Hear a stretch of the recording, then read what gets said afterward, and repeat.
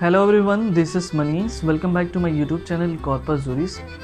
प्यारे बच्चों, आज जो है हम एक नया टॉपिक लेकर आए हैं आज के इस वीडियो में। तो थोड़ा सा ध्यान से समझिएगा। ये टॉपिक जो हमारा है ये है मध्यस्थम अधिनियम 1996। ठीक है, मध्यस्थम अधिनियम 1996 के बारे में जिसका पूरा नाम है मध्यस्थम एवं सुलह अधिनियम 1996, आर्बिट्रेशन एंड कंसलेशन एक्ट 1996 के बारे में हम डिस्कस करने वाले हैं। ठीक है, तो थोड़ा सा ध्यान से समझिएगा। मध्यस्थम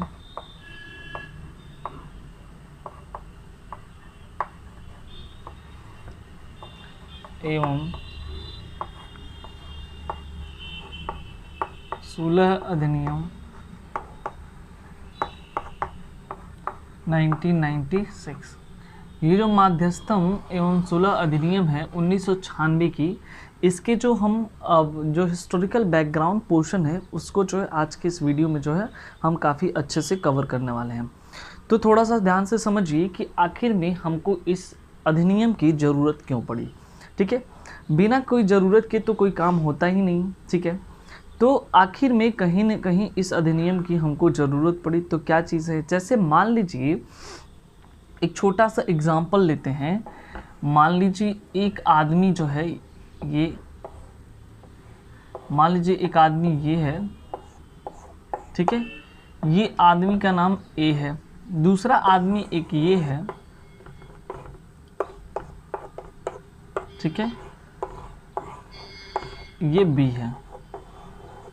दो लोग हैं, एक ए है और एक बी है, और दोनों के बीच जो है अगर कोई डिस्प्यूट होता है, यानी कि कोई विवाद हो,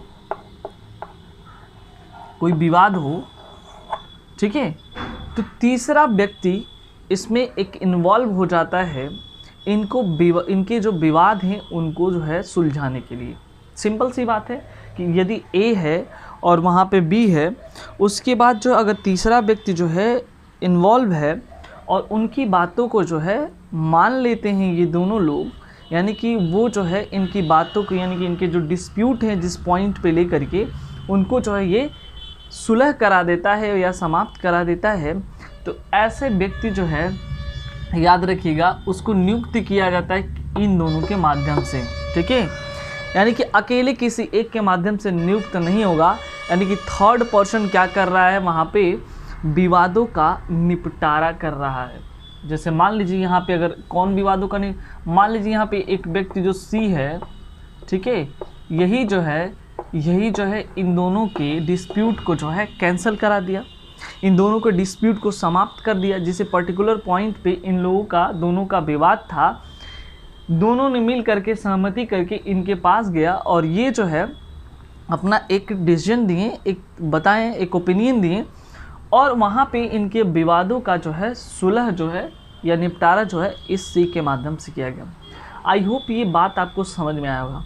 अधिकतर देखे होंगे कि यदि जो है अगर आप ग्रामीण क्षेत्र से बिलोंग कर रहे हैं तो वहाँ पे क्या होता है कि स्टार्टिंग में, जैसे कि मान लीजिए अगर दो पक्षों में झगड़ा हुआ है या किसी भी चीज़ को लेकर के डिस्प्यूट क्रिएट हुआ है या कोई मतभेद है, तो वहाँ पे जो है वो एक कोई चाहे या तो मुखिया के पास जाएं या कोई जो है सीनियर सिटीजन है जिनकी बातों को लोग मानते हैं, सम्मान करते हैं, उनके पास जाते हैं। और उसके बाद जो वो थर्ड पर्सन क्या करता है, उनकी बातों को बारीकी से सुनता है, और बारीकी से सुनने के बाद जो है वो क्या करता है, एक जो है डिसीजन दे देता है कि भैया ये तुम्हारा या जिसका भी लगता है जो भी चीज़ है वो कर देता है। और इस थर्ड पर्सन की जो बात है ये दोनों मानने के लिए तैयार हो जाते हैं। तो यही तो है, यानी कि इसी को मध्यस्थम कहते हैं। मध्यस्थम मतलब ये आदमी जो है ये मध्यस्थ है, इन दोनों के विवाद था, लेकिन ये जो है बीच में आ करके इन दोनों के विवादों का जो है निपटारा करा दिया। ठीक है, इसी को कॉन्सेप्ट को लेकर के आगे जो है एक विधि का रूप दे दिया गया। ठीक है, पहले जो है ये विधि का रूप नहीं था। तो थोड़ा सा हम फॉर्मली तरीके से समझते हैं कि आखिर में मध्यस्थम जो है क्या होता है। ठीक है, तो हम देखते हैं कि मध्यस्थम के अंतर्गत जो है जो विवाद होता है, ठीक है, या डिस्प्यूट होता है, वो दो पक्षकारों के सहमति से वो क्या करते हैं, तीसरे को, थर्ड पर्सन को क्या करते हैं, थर्ड पर्सन के पास जाते हैं या उसको जो है नियुक्त करते हैं कि हमारे विवादों का क्या हो, निपटारा हो। ठीक है, और उसी ये दोनों का जो विवाद है कि इसी थर्ड पर्सन के माध्यम से जो है क्या होगा, वो सॉल्व होगा। इसी को जो है मध्यस्थ कहते हैं। ठीक है, यानी कि ये जो जैसे मान लीजिए कि अगर दो पक्षों में विवाह होता है, एक जो है ब्राइड की तरह से, यानी कि उसके बाद जो है एक ब्राइड ग्रूम की तरह से, तो उन दोनों के विवाह को कराने के लिए एक जो है थर्ड पर्सन उसमें इन्वॉल्व होता है, जिसके माध्यम से जो है इन दोनों की दोनों शादियां होती हैं, जिसे हम जो है मीडिएटर या बिचौलिया के नाम से जानते हैं। सेम है वही कंडीशन यहाँ पे, एक ऐसा आदमी है जो दो पक्षों के विवादों का जो है क्या करता हो, निपटारा करता हो, और इनकी नियुक्ति जो है इन दोनों के सहमति के आधार पर ही की जाती है, अन्यथा जो है वो वैलिड नहीं मानी जाएगी।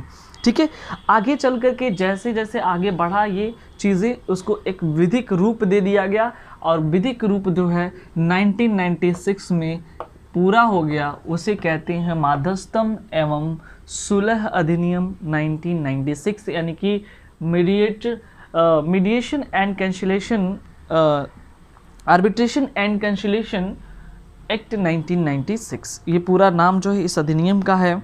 उसके बाद जो है अगर हम देखें तो सेम एज जो है 19वीं शताब्दी से पहले तक या 19वीं शताब्दी तक की बात करें तो ये नॉर्मल था, कोई इसका जो है यानी कि माध्यस्थम अधिनियम का कोई विधिक रूप नहीं था। लेकिन जैसे ही आगे प्रोसेस बढ़ता गया, ठीक है, तो वो जो है दीवानी प्रक्रिया के अंतर्गत यानी सिविल सूट के अंतर्गत जो है उसको जो है चेंज किया गया, और चेंज करने के बाद जो है देखा गया कि ये जो है धीरे धीरे जैसे कि देखिए सीपीसी की तरह के अंतर्गत ये रेगुलेट होने लगा। उसके बाद कुछ जगहों पे, कुछ प्रांतों में ऐसा था कि इससे संबंधित, माध्यस्थम से संबंधित कुछ रूल रेगुलेशन पहले से थे। जैसे कि मान लीजिए यहाँ पे जो अगर हम बात करें तो बंगाल रेगुलेशन में था, बंगाल रेगुलेशन,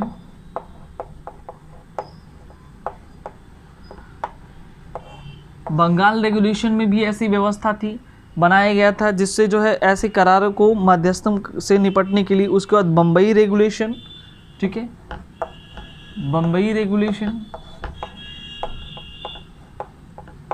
यहाँ भी ऐसी व्यवस्था थी मध्यस्थम संबंधित विवादों को जो है निपटारे के लिए। उसके बाद मद्रास, ये तीन प्रांत ऐसे थे जहाँ पर जो है इससे निपटने के लिए जो है ऐसे चीज़ों से निपटने के लिए जो है यहाँ पे व्यवस्था की गई थी, यानी कि रेगुलेशन बना करके जो वहाँ पे इसको किया गया। ठीक है, इसको विधिक रूप देने का प्रयास जो है सबसे पहले 1859 में किया गया, यानी कि ये जो माध्यस्थम अधिनियम है इसको जो है विधिक रूप दे दिया जाए। तो सबसे पहले जो इसका प्रयास जो है 1859 में किया गया।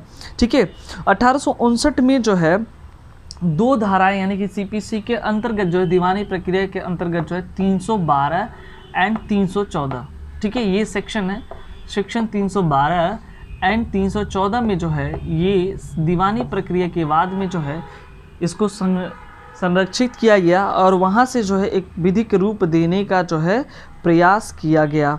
लेकिन धीरे धीरे आगे बढ़ते गया और बन करके आगे एक स्वतंत्र रूप से आया 1896 में, यानी मध्यस्थम अधिनियम 1896 आया।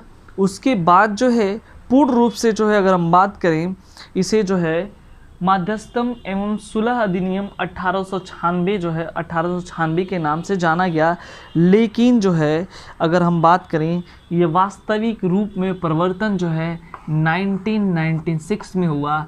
इसी की वजह से जो है इस अधिनियम का नाम ही पड़ गया मध्यस्थम एवं सुलह अधिनियम 1996। ठीक है, तो देखिए यहाँ पे क्या होता है, सिंपल सी बात है कि अगर दो पक्षों के बीच विवाद होना है, ये वर्तमान में भी हो सकता है, भविष्य में भी हो सकता है, तो ये चीज़ें पहले से लोग डिसाइड कर लेते हैं। सपोज करिए कि ये जो है ये दो व्यक्ति मिल करके कोई कंपनी जो है खोलते हैं, और पहले ही एक क्या करते हैं, एक रिटन या लिखित जो है आपस में कर लेते हैं, करार कर लेते हैं, रिटन एग्रीमेंट कर लेते हैं, कि हमारे बीच अगर कोई भी विवादों का निपटारा होगा तो हम इस व्यक्ति से जो है जा करके हम जो है उसके द्वारा कही गई जो भी मान्य बातें रहेंगी, ठीक है, उसको जो है हम लोग सुन लेंगे, ठीक है, या हमारे विवादों का निपटारा जो है इनके द्वारा होगा।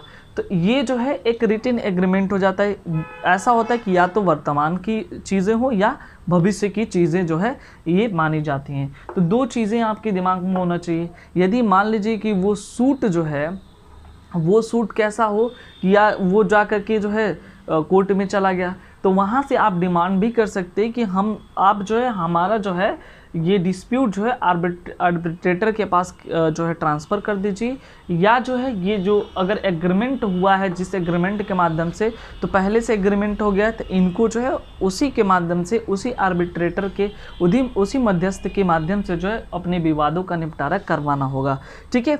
तो ये जो है फाइनली जो है 1996 में जो है इसका रूप ले ली, ठीक है।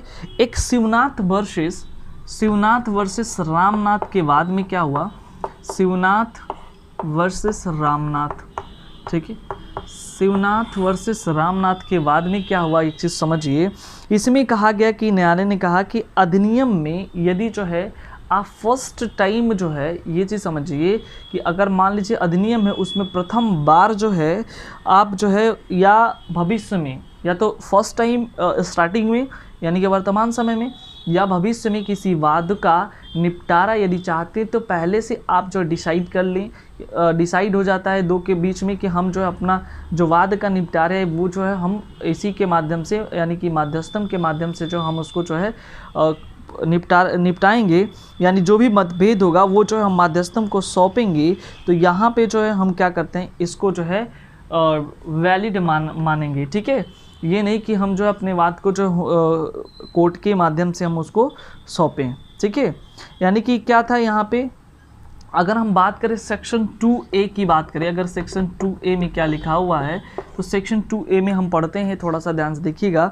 ये लिखा है कि सेक्शन 2A के अनुसार जो है संदर्भ का अर्थ, यानी यहाँ पे ये है कि देखिए अभी हम बताएं कि संदर्भ का मतलब ये है कि जैसे ये दोनों लोग बोले कि हम जो है किसी थर्ड पर्सन को संदर्भित करेंगे जो मतभेद हम लोगों के बीच उत्पन्न होगा वर्तमान या भविष्य का, ठीक है। तो यहाँ पे एक वर्ड संदर्भ आ रहा है, उसी चीज़ को हम डिस्कस कर रहे हैं। संदर्भ का अर्थ ये है कि वर्तमान या भविष्य में मतभेद, यानी जो भी मतभेद उत्पन्न हो रहा है वो उसके सौंपने के लिए एक लिखित करार था, ठीक है, जिसमें माध्यस्थम नामित किया गया था। यानी कि हम अपने वर्तमान और भविष्य के कार्यों जो भी मतभेद है वो थर्ड पर्सन को या जो मीडिएटर नियुक्त किया गया है उसको जो हम सौंपेंगे, इसके लिए जो एक लिखित करार किया गया। पहला पॉइंट ये हो गया। उसके बाद क्या होगा यहाँ पे, परंतु यहीं पर यह कहना भी प्रासंगिक होगा कि अधिनियम सिर्फ अच्छा देखो ये भी चीज़ समझो कि अधिनियम जो है, देखिए यहाँ पे प्रेसिडेंसी जो नगर है यानी कि बंगाल हुआ, मुंबई हुआ, मद्रास हुआ, केवल वहीं लागू नहीं था। अब जब ये 16 अधिनियम 1996 बन गया तो होल टेरिटरी ऑफ इंडिया जो है वहाँ पे ये लागू माना जाएगा। उसके बाद जो अगर हम बात करें तो ये देखिए आगे धीरे धीरे चलते हुए मीडिएटर जो केवल स्टेट में नहीं, ये जो है पूरे ऑल वर्ल्ड में जो है धीरे धीरे जो है पहुंच गया। तमाम कन्वेंशन हुई, तमाम जो है ट्रीटीज़ हुए जिनके माध्यम से जो है हर एक स्टेट दूसरे स्टेट से, एक कंट्री दूसरे कंट्री से ये कहता है कि अगर कोई मतभेद उत्पन्न हो जाता है तो हम जो है उस किसी भी मीडिएटर के माध्यम से जो हम उसको सुलह कर लेंगे, ठीक है। 1940 में जो है एक अधिनियम घरेलू और राष्ट्रीय माध्यस्थम आया जो संपूर्ण भारत के लिए एक समान प्रावधान करे, यानी कि 1947 में जो है एक घरेलू माध्यस्थम अधिनियम आया जो पूरे जो ऑल इंडिया में जो वो समान रूप से लागू होता था। धीरे धीरे जो है अगर वर्ड की बात करें तो न्यूयॉर्क अभिशयम अभिसमय जिसको कहते हैं कन्वेंशन, वो 1937, फिर जो है विदेशी पंचाट आया 1961 में। यानी कि कहने का मतलब ये है कि जो भी फॉरेन डिस्प्यूट है one country to another country, अगर उसको भी हमको डिस्प्यूट को जो है सॉल्व कराना हो तो हम जो है मीडिएटर के माध्यम से जो उसको जो है कंप्लीट कर लेंगे, ठीक है। तो धीरे धीरे जो है ये आवश्यकता जो है पूर्ण हुआ 1996 में जाकर के, और ये बन गया माध्यस्थम एवं सुलह अधिनियम 1996। आई होप जो है ये वीडियोस आपको समझ में आएगा। यदि समझ में आया है तो प्लीज़ सब्सक्राइब कर ले चैनल को और लाइक ज़रूर करें, कमेंट करें, अपने दोस्तों को शेयर करना ना भूलें। Thank you so much.